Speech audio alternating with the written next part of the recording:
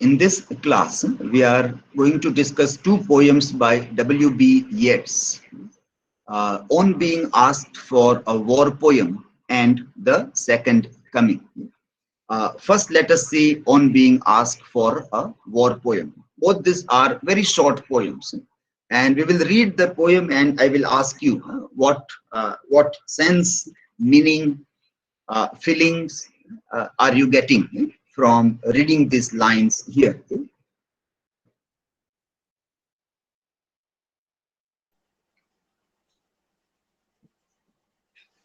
Okay, so I hope you are getting my voice. Yes, sir. Yes.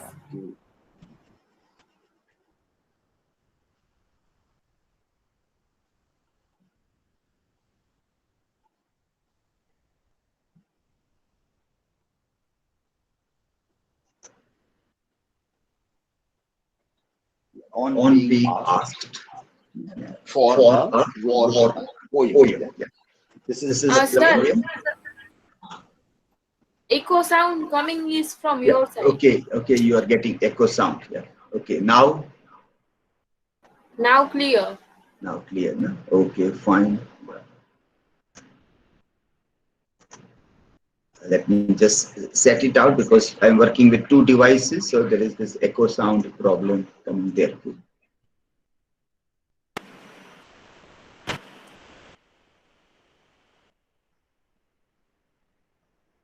Okay, now I think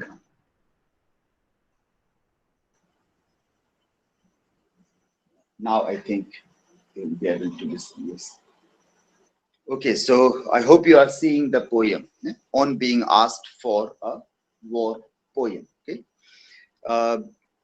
written in 1915. Yes. This poem by William Butler Yeats, who lived around 1865 to 1939. And but those things are not important for us right now. When is it written, or by whom is it written? Let us by and large try to see what the poem is all about.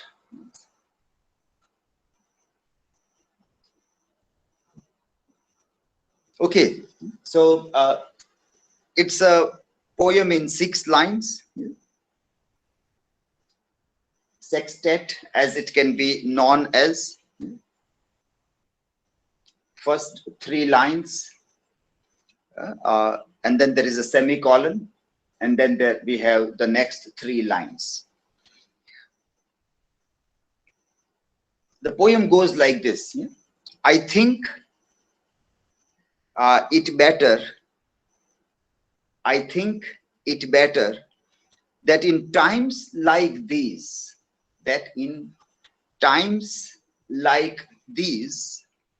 a poet's mouth be silent. A poet's mouth be silent.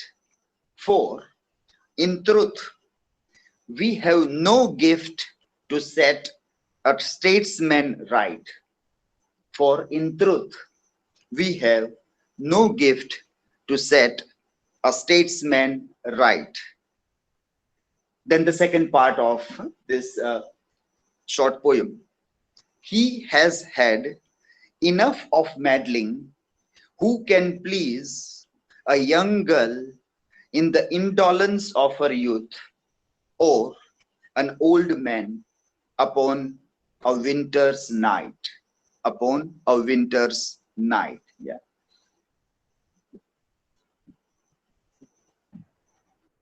So, what do we mean by this poem? What may be our initial impressions about this short poem? The title makes many things clear to us, that on being asked for a war poem. So it tends to say that the speaker in the poem is asked by somebody Who is that person? Well, we'll come to know, because there are lots of biographical, autobiographical things and about in and around this poem, as well as about Yeats, is known to the people. But when we are doing new criticism, new critical reading, we are not supposed to read all those things, or we have to imagine that we don't know anything. At least we have to imagine that, well, we don't know. But it seems that somebody might have asked this poet, or the speaker in the poem, or the speaker in the in the poem, and as we have seen earlier, also that the speaker and the poet,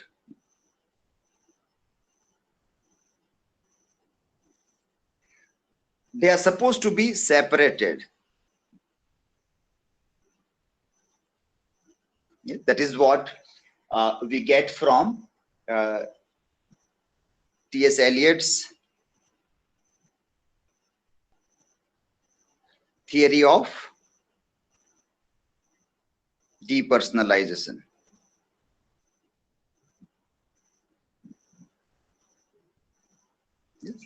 The theory of depersonalization, it tells us that we have to separate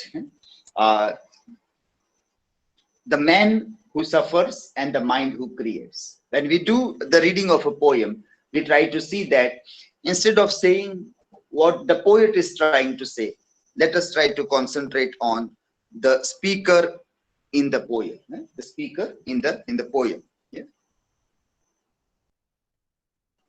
Thus, we can say, or we can ask in a similar way, that on being asked for a war poem might be a kind of voice speaker in the poem, who is trying to answer this, or who that voice is asked, on being asked for a war poem. So we understand that this speaker or this voice is asked by somebody to write a poem, and that is a war poem. We can easily understand it might be either First World War or Second World War.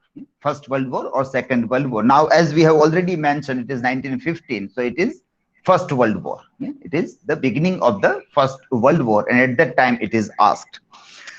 Well, okay, fine. That context is clear now. Now, when we read the poem, what do we understand from this poem? I think it better that in times like these, a poet's mouth be silent, or we can say shut. Is it right? It is better that the poets remain silent, or they shut their mouth in these times. For when it begins with for, it is because, in that way it begins. The meaning of the for becomes because when a sentence begins with for.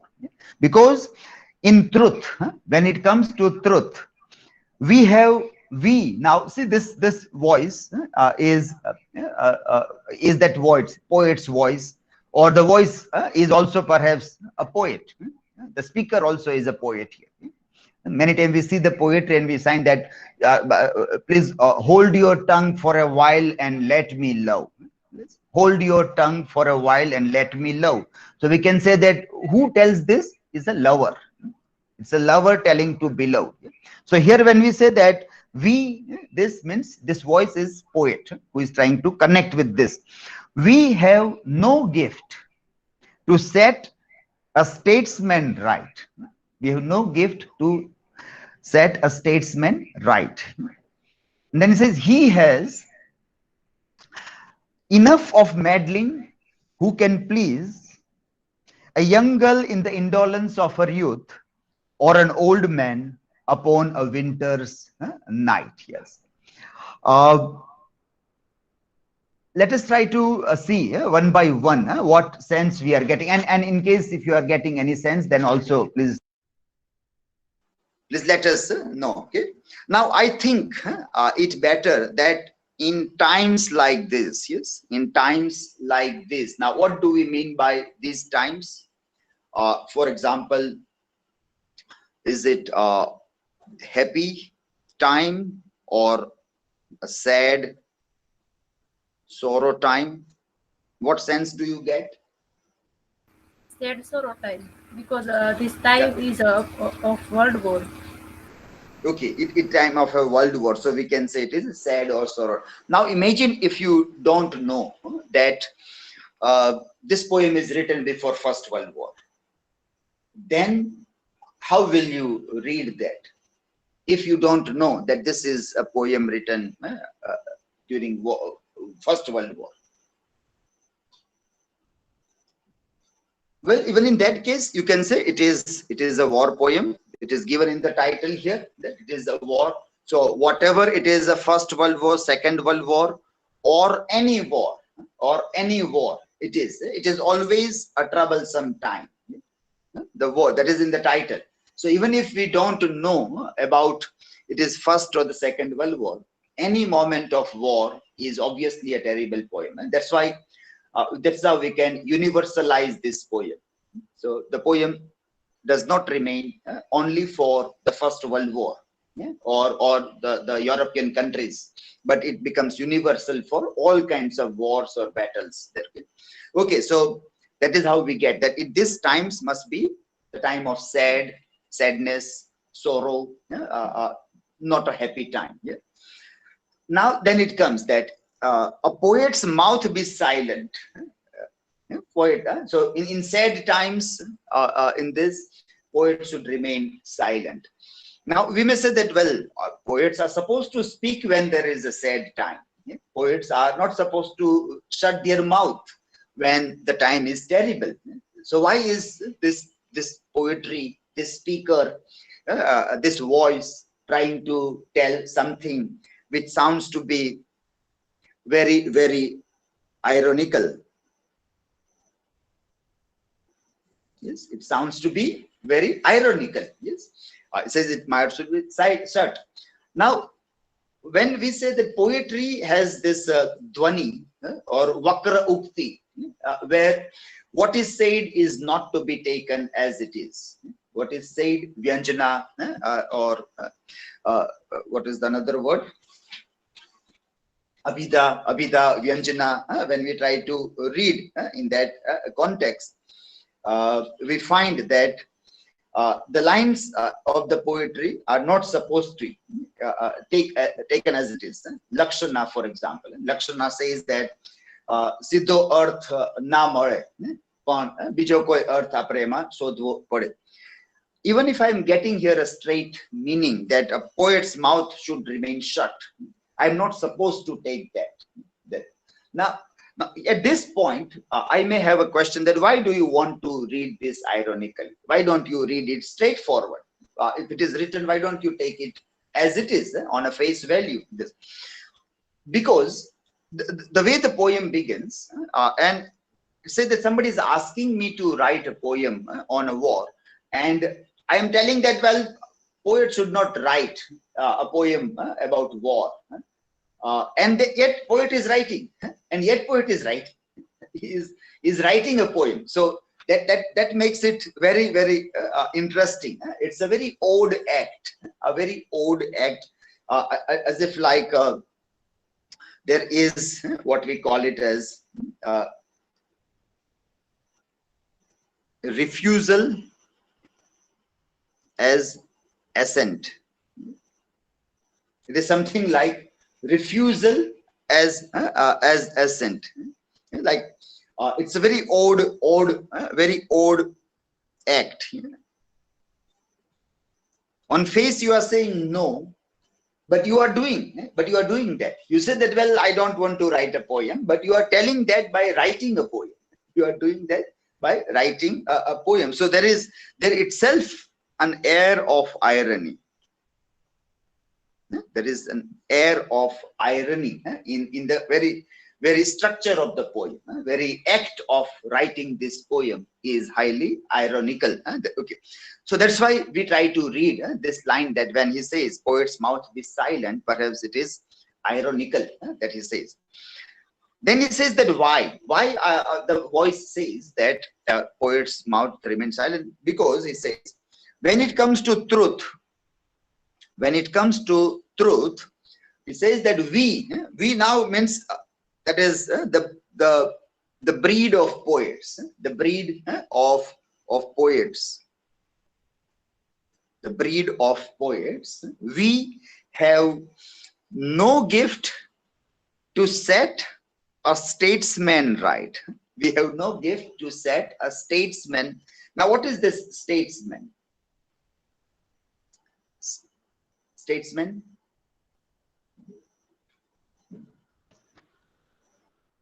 Yes, statesman, anybody?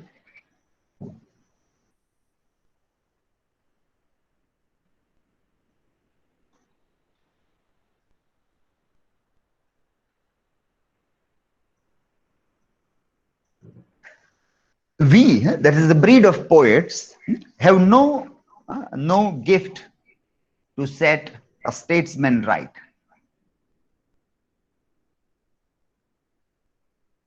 In what sense do you read the meaning of the word statesman?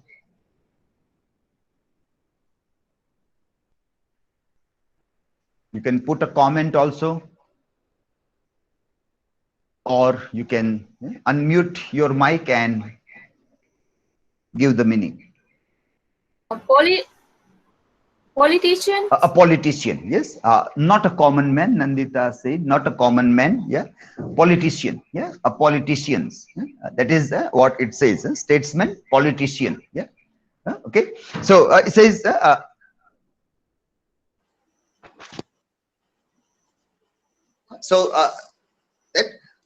poet has no gift to set a statesman right. Now, obviously, when the nations are at war, statesmen, that is politicians, have already given a particular kind of truth to the people. Yeah? Has already given a kind of a truth to the people, that why we are at war. And at that time, if poet will come and tell that, well, truth is this, that truth will be meaningless to what is right according to statesmen, what is right according to statesmen. So this conflict between truth and what is right will be very interesting, and that's where poets will have no power over statements about what is right at a given point of time. And so he says in the second part, he writes that he, now we will play on this word he. Right now we take this word he as poet, as it seems to be the major meaning here, that this he, because we have two nouns which can be we can say this pronoun is used for either this noun or the another noun. Which are those two? Either poet or statesman. Poet or statesman. We have two this identities which can be seen in this he, yeah, in this he. So right now let us take he, poet. Poet has had enough of meddling. Meddling means to interfere in something. It is a comically also we can take interfere in somebody's affairs, interfering in somebody's affairs, meddling. Who can please, enough of meddling, who can please a young girl in the indolence of her youth. Indolence means a kind of laziness, laziness of youth. Indolence of her youth, or an old man upon a winter's night. Upon a winter's night. Well, so we can say that this is youth, a young girl A youthful, it is, you can say, unripe, still not mature. Unripe means still not matured enough. And old man at winter's night means man of wisdom, or you can say matured person. Yeah. These are some of the meaning we can say. So the last three lines says that,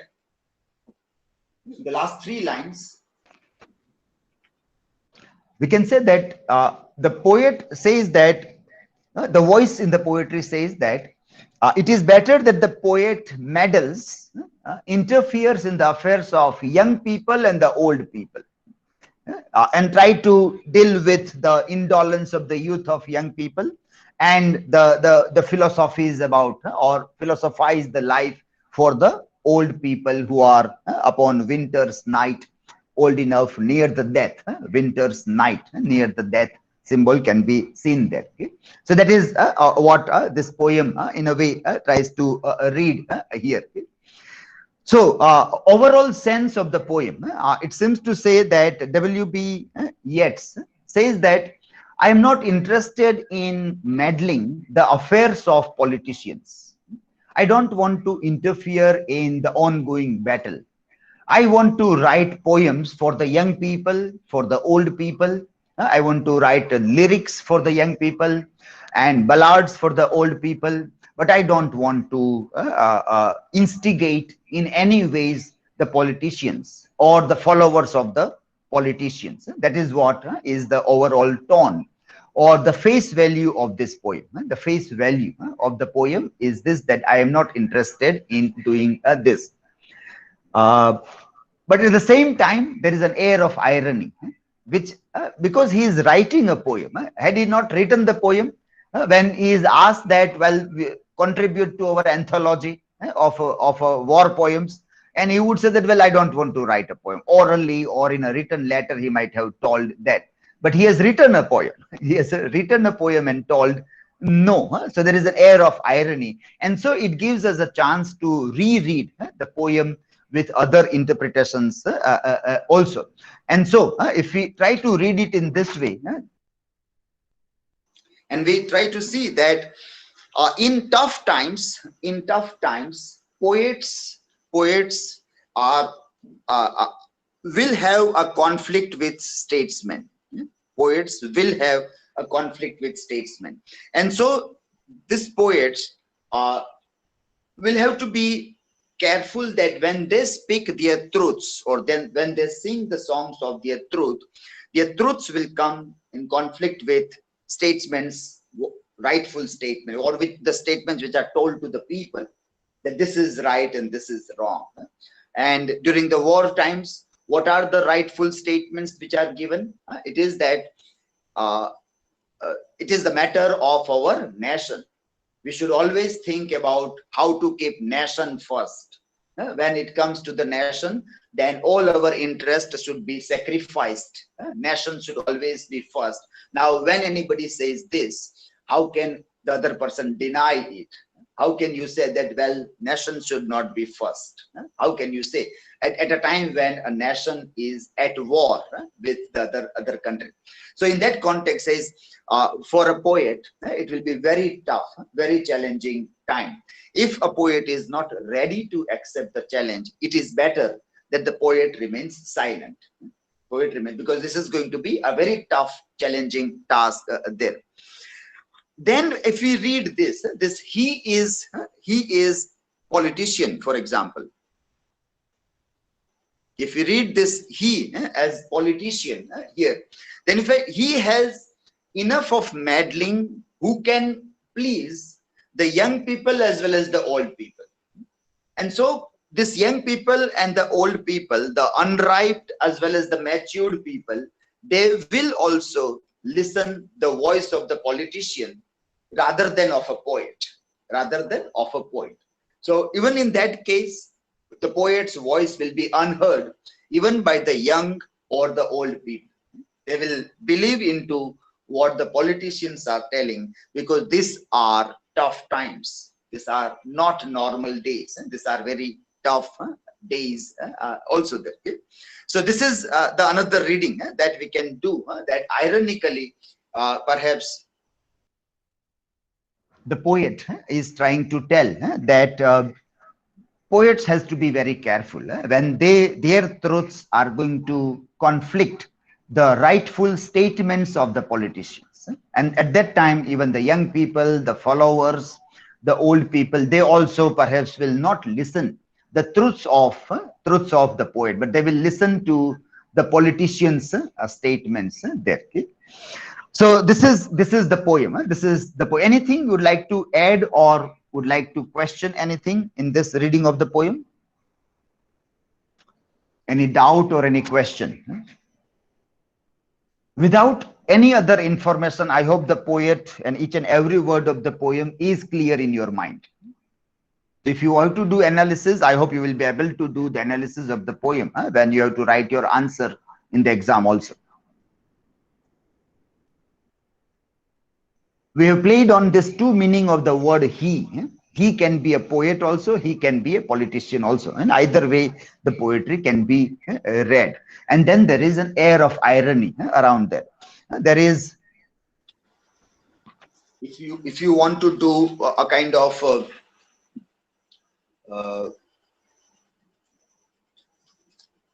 this prosodic reading, then you will find that it has 6 lines, sextet, iambic pentameter.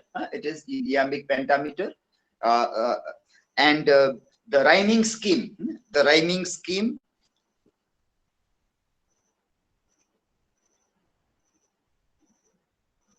is ABC, ABC. Yes. The rhyming scheme here is ABC, ABC. Yeah. So you can see here in this poem that I think it better that in times like these, it matches with please. Yes, A. Yeah. Then a poet's mouth be silent, for in truth, youth. Yeah. The second word, B. And we have no right to set statesmen right and night. Yeah. That is the third C. Yeah. That is how, if you want to do prosodic reading, then that can be seen that these, please, truth, youth, right, night is rhyming as such in this poem there. Yes, any other questions in your mind? Is the poem clear? Okay, now if the poem is clear in your mind, then if we come back to some of the things around this poem that is outside of the poem, if we try to read, then it was Henry James. It was Henry James who Henry James and Edith Wharton. Henry James and Edith Wharton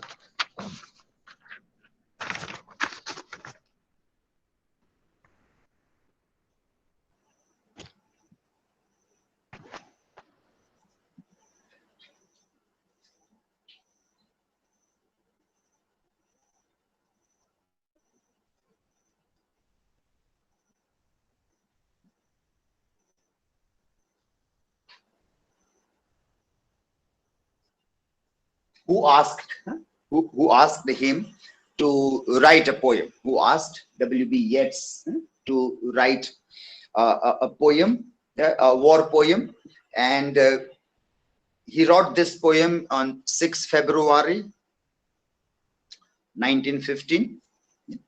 And this poem, it is considered a sort of a political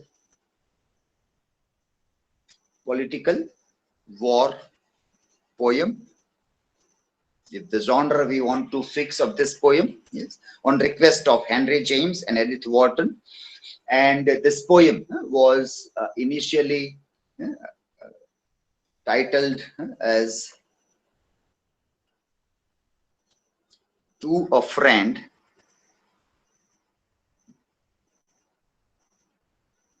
Who Has Asked Me to sign his manifesto to the neutral nations. This is how it was titled. Initially, it was titled in this way: to a friend who has asked me to sign his manifesto to the neutral nations. This obviously reminds us that W.B. Yeats was very much involved in the politics of the day. He was not an escapist. He was very much involved in the politics of the day. He is coming from Ireland, and during the First World War time, even Ireland was struggling for its liberty against Britain.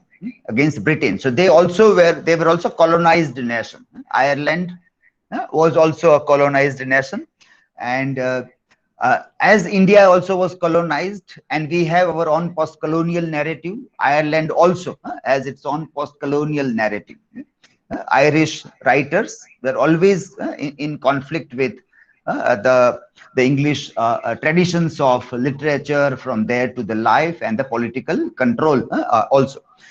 So he was for Irish nationalist movement. He was much interested in Irish nationalist movement. So he wanted to be with those countries which are neutral, neither on the side of UK or Germany. The two groups within which all the countries were divided, they wanted to remain neutral. Now, but there was no space for neutrality. When there is a world war, when the mighty powers are fighting, you have to take sides. Remember the statement which was made by George Bush when W.T. Bin Laden, and at that time President of America had very openly said that now there is a war on terror, and all the countries of the world will have to decide: either you are with us or with the terrorist. There is no third ground. Now there is no chance that you can be neutral. If you are not with us, that is America, you are with the terrorist, and then you will have to face the wrath of America also. So when such a war happens, so then there is no chance that those people who neither believes in this political truth or that political truth, you are forced from here into that direction and from here into that direction. There is no ground that is left, and poets want that ground, neutral nations. So that was this ground. And Edith Wharton was publishing an anthology of poems so that he can get some money for the refugees, the refugees who are homeless because of war. For them, he was collecting the money, and so they were having this campaign of publishing the poems, and that he wanted to do. Then there is another part of the about the history of this poem coming into existence. The poem was published with another name. That was a reason for keeping silent. A reason for keeping silent. That was also in 1916. It was published in 1916. In Edith Wharton's anthology, The Book of the Homeless. In The Book of the Homeless by Edith Wharton. Yes, by Edith Wharton's book. It was published with this name, and it was reprint. This poem was reprinted later on, again in 1916 in Yeats's own collection of work, which is known as The Wild Swans at Cool. The Wild Swans at Cool. Yeah. in this collection of poem, the book titled as The Wild Swans at Cool. It was published, and here the title was given on being asked for a war poem. Here it became this poem. Right? So it's an interesting journey to a friend who has asked to me to sign his manifesto to the neutral nations. From there, a reason for keeping silent, and from there on being asked for a war poem. So this way the titles of the poem has changed in several times. There are a couple of critical observations about this poem. In one of the very interesting critical observation about this poem was by Jim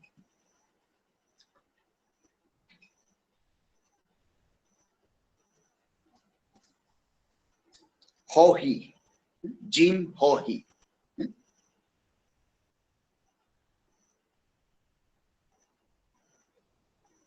The pronunciation of the word Hohe.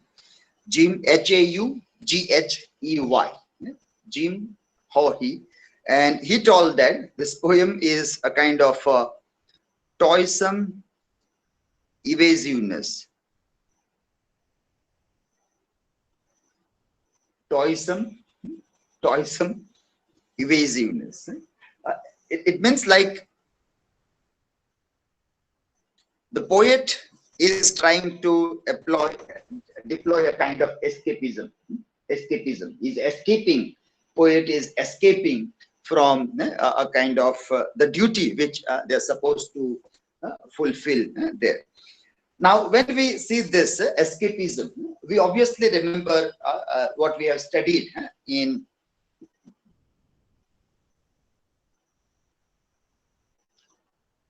let me see.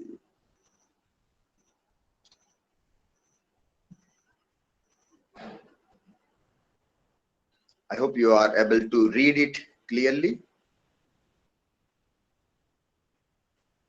Is it readable? Yes, Little bit. I think on a PC, laptop you can read, but mobile it might be difficult. The mobile, are you able to read? Or it is too short, too small sentence, or a little bit hazy also? Yes, sir. Here on my another laptop I am seeing we can read, but it is laptop.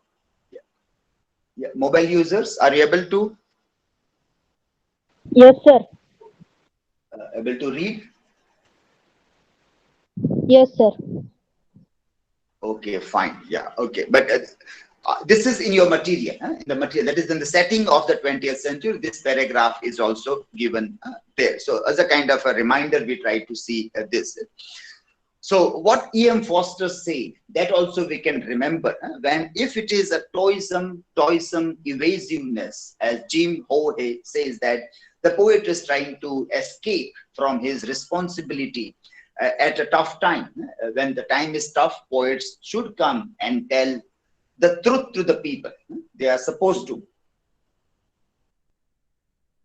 They're supposed to speak the truth, even if it is conflicting with the politician's truth, or the so-called rightful statements, even if there is a conflict, they have to.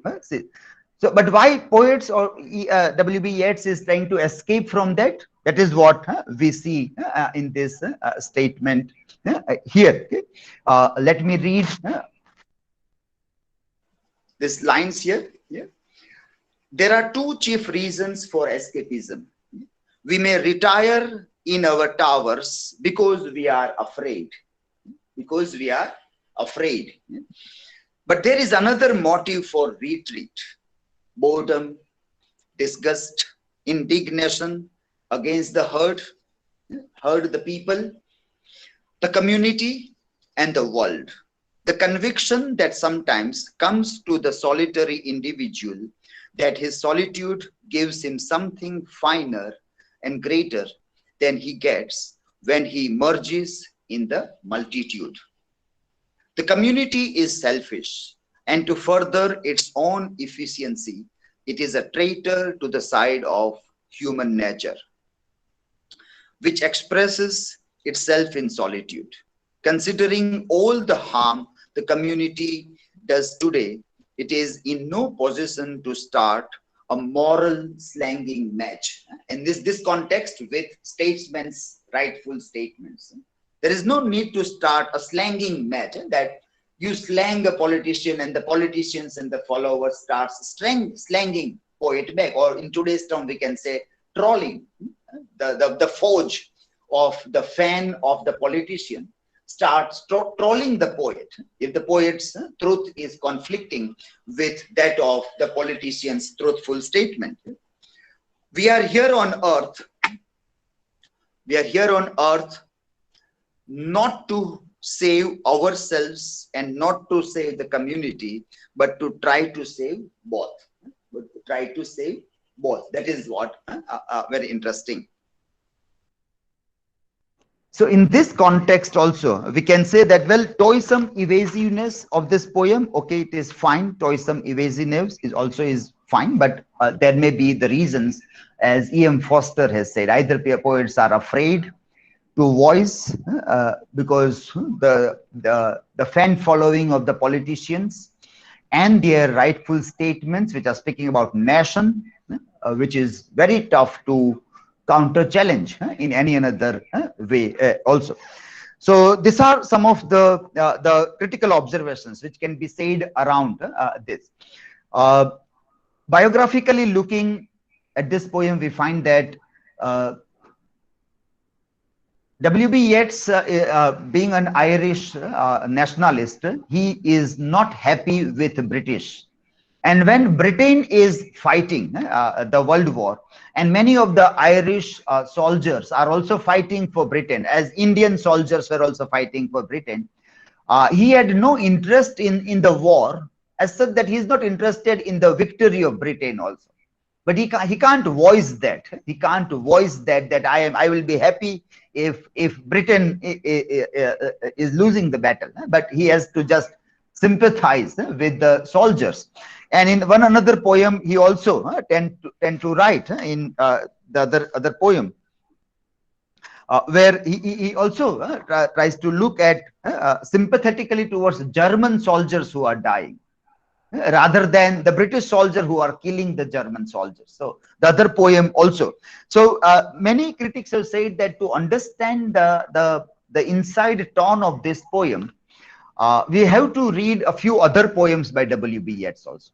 For example, Easter 1916. Easter 1916, a small poem, Easter 1916, or the another poem, An Irish Airman pilot, an Irish airman foresees his death. Foresees his death. These poems helps us in understanding this in a better way.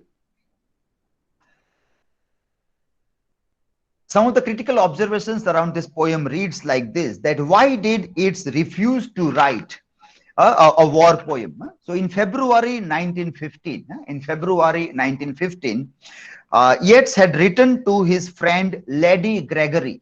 Lady Gregory, he has written to his friend Lady Gregory, Gregory.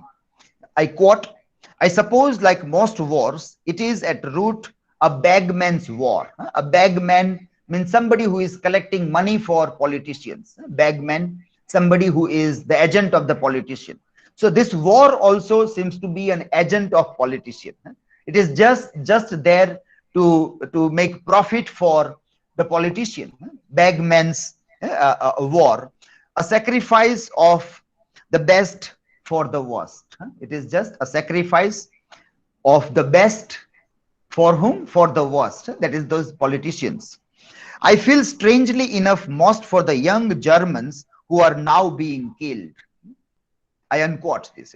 It goes on to say that the bespectacled Germans he has seen remind him more of himself than the English soldiers or the French troops. So his sympathy was more for the Germans rather than for the British. He is a colony of the British as such, but as being an Irish nationalist, he says this. In another letter, in a letter same year sent to John Quinn, John, John Quinn, Quinn, Quinn, John Quinn, it's wrote that the First World War was merely the most expensive outbreak of insolence and stupidity. It makes clear that he is quite an anti-war person here. He says, I repeat again, merely the most expensive outbreak of insolence and stupidity the world has ever seen, and I give it as little thought as I can. So obviously, if he is supposed to write more about the war, it is going to be against politicians of the day. It is going to be against all those people who are for war. And we have seen in the background that during First World War, there was a great euphoria among young people. Young people were mad for war. They wanted to show that, well, our country is the best country. Nationalism was at the pinnacle. The dangers of something that goes against humanity. High octane nationalism, which was, and the young people were euphoric about this. So young or old, everybody are highly euphoric, and he says that better I stay away from writing about the war. These remarks leave us in little doubt about how Yeats viewed the conflict and help to explain why he wrote on being asked for a war poem. Instead, Yeats' poetry of this period focuses on the fighting closer at home, such as the Easter Rising in 1916. Easter Rising, this is a historical event where Ireland, the Irish people are struggling for their freedom from Britain, and that happened in 1916, almost the time when the Britain is at war. At that time, this event, Easter Rising. For something more on it, Google Easter Rising, R-I-S-I-N-G, E-A-S-T-E-R-R-I-S-I-N-G, to know something more. Based on that, there is a poem, Easter 1916. And just after the end of the First World War, the longest struggle for Irish independence from British rule, that was 1919. After First World War, Irish people struggled a lot against Britain, and I think 1921-22 they got their freedom. After the 3-4 years they have to struggle after First World War to get decolonized from Britain. And then there is this another poem, An Irish Airman Foresees His Death, in which an Irish pilot fighting for Britain in the First World War predicts that he will die in that war, but he feels no sense of patriotic duty towards Britain. An Irish pilot fighting for Britain, but is not feeling any sense of patriotic duty towards Britain, the country he fights for. He is fighting for Britain because, although he is Irish, Ireland was under British rule at the time. Independence leading to the formation of Republic of Ireland would not be achieved until 1922, 4 years after the end of the war. Instead, he identifies as an Irish patriot rather than a British one. This anxiety was felt by Indians also during both the world wars, because during both the world wars we were colony of Britain, and our soldiers were sent in troops to fight for Britain. At that time back home there was lots of agitation. People like Gandhi were of the opinion that we should fight for Britain. We should fight for Britain. Our battle here is a different kind of a battle, but if Britain is in crisis, then we should go and fight for Britain.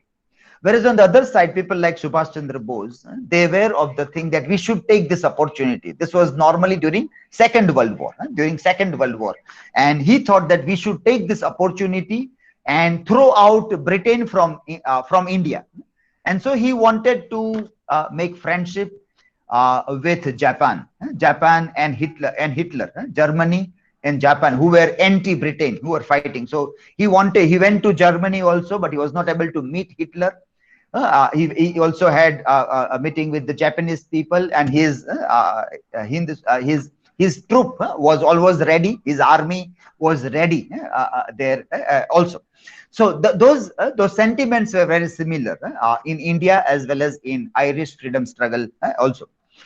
On being asked for a war poem could be productively analyzed alongside an Irish airman forces his death. This is another poem for this reason. Yeats objected to the war. Yeats objected to the war and could not imagine using poetry. To wave the flag for the right side, and his Irish blood would have boiled at the idea of writing a patriotic poem in support of the British troops in the war. So he don't want to use poetry for the right side of the things. That is, those people who are in the power. For them to use poetry for a propaganda machinery for the politician or statesman's right, to justify the right of the statesman, he would not do that, and can never write, as an Irish nationalist, he can never write a poem, a patriotic poem for the English people. Well, obviously what comes in our mind is Rabindranath Tagore's famous poem, which is the national anthem also, Jana Gana Mana. Jana Gana Mana. And you might be aware that the controversy regarding Jana Gana Mana. There were many people who were against the idea that Jana Gana Mana should not become national anthem. The another poem which was contested along with Jana Gana Mana was Vande Mataram, which became national song. Vande Mataram. But then the conflicts were very interesting. Why people objected to Tagore's poem Jana Gana Mana? Because actually the poem was written for George V, the King George V, who came to India on a visit, and as a welcome song for George V, George Pancham, George V, Rabindranath Tagore wrote this poem. This entire Jana, Gana, our Mana, everything bows down to you. Everything bows down to you. So it was a kind of a poem which is celebrating the King of Britain, against whom we were struggling for our freedom. So that poem had those problems there. Vande Mataram was a poem which is singing the song of we bow down to the Bharat Mata, Mataram, we Vande Mataram. But that poem was written by Bankim Chandra Chattopadhyay in a novel which was having lots of problems between Hindu and Muslim. And because of that, people thought that this poem will be very controversial. And we know that even today, that song is quite controversial. We time and again see that many Muslims or many people many times say that, well, we will not sing this song because it is against some kinds of reading of Islamic holy book and other things also. Well, but he said that I would not like to use poetry for celebrating the right side of the statesman's truth is there. His line, we have no gift to see a statesman right, we have no gift to set the statesman right, is a forerunner to Auden's famous line that poetry makes nothing happen, and the similarity is no coincidence. Auden, we will see that after this. Auden makes that well-known statement in his elegy for W.B. Yeats, written in 1939. Later on the death of W.B. Yeats, W.H. Auden. Auden is going to write a poem, which is also in our syllabus. We will also study that poem. There again, we will refer to this elegy for W.B. Yeats that is written there. So these are something that is outside of the poem, outside of this particular poem that which you can see here. So I hope this makes the poem very clear in your mind. If you have to write analysis or you have to read, I hope you will be able to do your reading and analysis of this poem there. A final remark, New criticism is very interesting way to read poem and study the language of the poetry and to try to open up the poem by various tools. But at the same time, we realize that there are many external materials which are very helpful to understand the poem in a proper context. Now, if we don't know that this writer is an Irish writer, if we don't know that Irish people had a problem with Britain, they also were colonized and they had a struggle to be decolonized with the British. At the same time, the World War is going on. This poem is written at the time of World War. Somebody has asked him to write a poem. There was an air to remain neutral in this time, but it was very difficult to remain neutral at this moment of time. Without all this external material or external sources, perhaps the poem cannot be understood in its totality. This is the limitation of new critical reading. New critical reading has its own limitations. So these are the limitations, that external sources are helpful in better understanding of the poem thematically or contextually. We can put the poem in a proper perspective when we see that. But we have to keep in mind that even if we don't know the external things, we should be able to analyze the language of poetry in proper context. That also is equally important for us. Any observations or questions from your side? Yeah. Bhumika has asked some questions. Yeah. Poets, the unacknowledged legislators of the world. Yeah.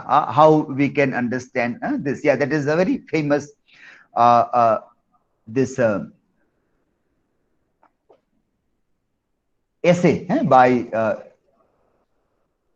by Shelley, P.B. Shelley, Percy Bysshe Shelley's interesting essay in defense of poetry. In defense of poetry, in that this statement is there, that poets are the unacknowledged legislators of the world. Yeah?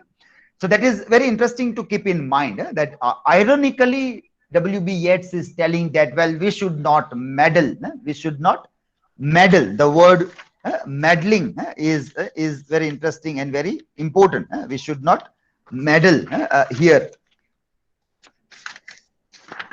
Meddling, meddle, but it is ironically it is said poets are the legislators. They are the lawmakers. They are the true politicians in that sense. In the positive sense of the thing, they are the statesmen. Legislators means lawmakers. Lawmakers means parliamentarians. Parliamentarians means those people who are elected members in democracy. Politicians, statesmen, they are there. Shelley argued that poets are that. Poets are supposed to make all those statements. They have to meddle with the politicians. Their truth will have to conflict with the truths of the politicians. Poets should not allow politicians let go. They should not let go the politicians if they are telling lies. Poet will have to come very strongly against the politician and give a better truth. This you might have all these poems that you have studied. You have read these poems by Javed Akhtar, Naya Hukmnama, and which was the another poem? ये खेल क्या है? Game of chess. ये खेल क्या है? So उसने चाल चल दी है, अब मेरी चाल चलने की बारी है, लेकिन ये खेल क्या है? ये जंग है, ये खेल है, ये क्या है? This or Sabah Naqvi's poem मेरी sari. These are those answers. This poet's voices are conflicting with the truths of the politicians. So that is that the unacknowledged legislators of the world. Poets are unacknowledged. They are not elected by anybody, but they are the legislators. They are the lawmakers. They are the statesmen. Also, that is what Shelley wants to say by this statement there. Okay, any questions? Anybody else? Any questions or anything would like to add here? Okay, then let us see. So we conclude our discussion of this poem with these observations here. Okay?